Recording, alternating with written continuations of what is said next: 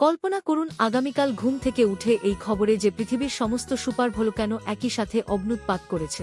আকাশ ছাই দিয়ে অন্ধকার হয়ে গেছে, তাপমাত্রা হ্রাস পেয়েছে এবং বিশৃঙ্খলা দেখা দিয়েছে। এটি সরাসরি একটি ডিস্টোপিয়ান উপন্যাসের দৃশ্য। কিন্তু এমন রহস্যোদ্ঘাটন থেকে বাঁচবেন কিভাবে?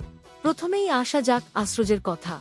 একটি ভূগর্ভস্থ বাংকার আপনার সেরা বাজি হতে পারে।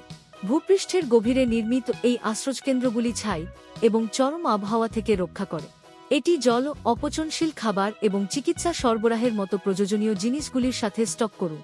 এটা অনেকটা উপরের বিশৃঙ্খলা থেকে মাইল মাইল দূরে নিজের নিরাপদ আশ্রয় গড়ে তোলার মত। এরপরে খাদ্য সঞ্চয়ের বিষয়টি বিবেচনা করুন। সূর্য ঢাকা পড়লে কৃষির ক্ষতি হবে, কিন্তু ভয় পাবেন না। হাইড্রোপনিক্স এবং অ্যাকোয়াপনিক্স উদ্ধার করতে আসে।